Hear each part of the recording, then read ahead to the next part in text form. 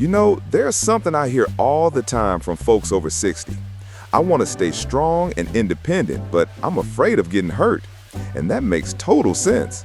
As we get older, our bodies change. What worked for us at 40 might not be the best idea at 65 or beyond.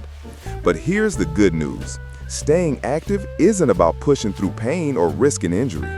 In fact, some of the most common exercises people swear by can actually do more harm than good.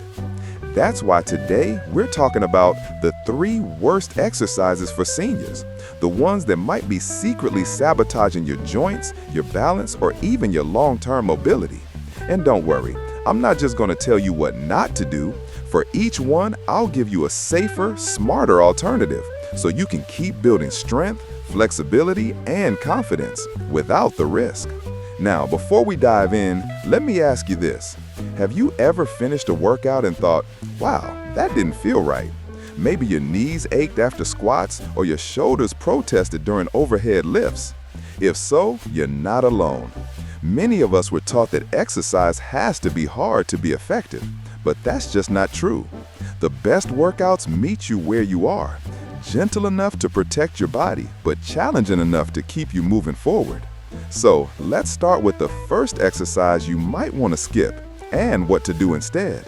Number 1, traditional sit-ups and what to try instead. If you've ever tried to strengthen your core, chances are you've done sit-ups. They've been a staple of fitness routines for decades, but here's the problem.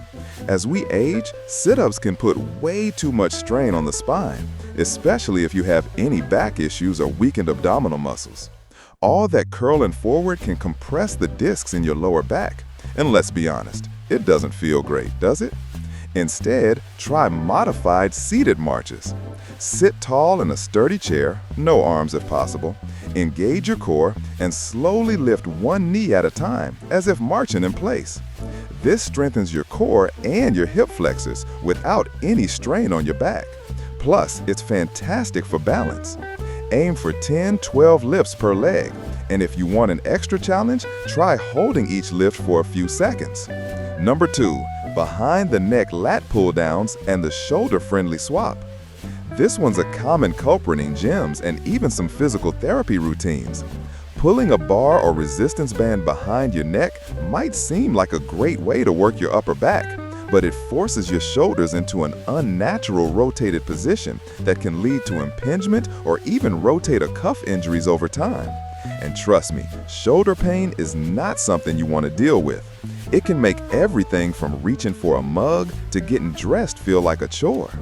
Instead, opt for front lat pull downs. Sit or stand tall, hold a resistance band or cable bar in front of you, about shoulder width apart, and pull it down towards your collarbone, squeezing your shoulder blades together. This gives you all the same benefits, stronger back, better posture, without the risk. If you don't have equipment, try seated rows with a towel. Sit on the floor with legs extended, loop a towel around your feet, and pull the towel toward your waist. Simple and effective. Now, before we move on to the third exercise, let's pause for a quick reminder. Fitness isn't about keeping up with your younger self.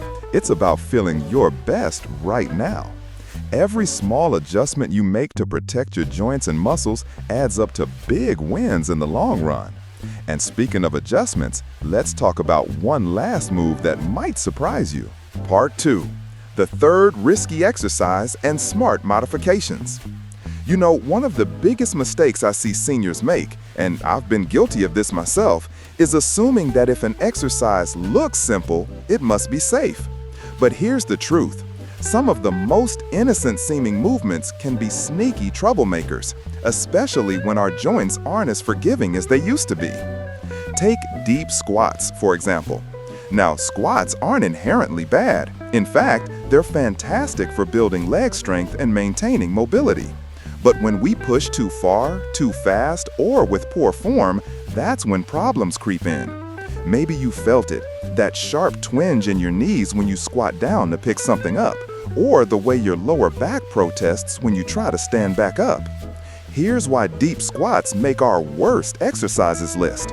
When you drop your hips below your knees, you put tremendous pressure on the kneecaps and cartilage.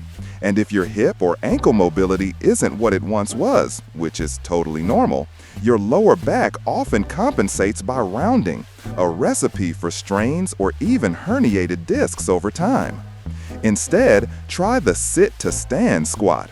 Place a sturdy chair behind you, against the wall for extra safety if needed, and practice lowering yourself just until your thighs lightly touch the seat. Then push back up through your heels. This gives you all the benefits: strong quads, glutes, and core engagement without the risky range of motion. Pro tip: if getting up feels tough, add a cushion to the chair to reduce the depth at first. Bonus: how to adapt any exercise for your body. Now, you might be thinking, okay, but what about my favorite workout moves? How do I know if they're safe? Great question. Here's a simple rule of thumb I teach all my clients. If it hurts, during, right after, or the next day, it's not working for you. Pain isn't a badge of honor. It's your body's way of saying, hey, let's try something different. For example, love yoga? Swap deep forward folds for seated stretches to protect your spine. Enjoy walking? Replace steep downhill hikes with gentle inclines to save your knees. Use dumbbells? Choose lighter weights with more reps to avoid joint strain. The key is to focus on control, not intensity. A 10-minute workout where you move with confidence beats an hour of gritting your teeth through discomfort. A word about balance, literally. I can't talk about safe exercise without mentioning balance, because what good is strength if you're shaky on your feet? One of the best ways to prevent falls and the fear that comes with them is to practice single-leg stands near a counter or chair for support. Just lift one foot an inch off the ground, hold for 5 to 10 seconds, and switch sides. It sounds simple, but it trains those tiny stabilizing muscles that keep you upright. And here's something I don't say often enough. Rest is just as important as movement. If your body's tired or achy, take a day or 3 off. Real fitness is a marathon, not a sprint, especially after 60. Part 3. Final takeaways and empowering action steps. You know, the more I work with people over 60, the more I realize something powerful. Getting fit isn't about turning back the clock. It's about moving in ways that make you feel capable, confident, and truly alive in the body you have right now. And that's exactly what we've been focusing on today. Not just avoiding risky exercises, but replacing them with movements that will serve you better for years to come. Let's do a quick recap, but with a twist. Instead of just repeating what we've covered, I want to share 3 real-life success stories from people just like you who made these simple swaps and saw amazing results. First, meet Barbara, a 68-year-old former teacher who loved her morning yoga but kept tweaking her lower back and forward bends. She switched to seated spinal twists and supported bridge poses, and within weeks, her back pain vanished while keeping all the flexibility she loved.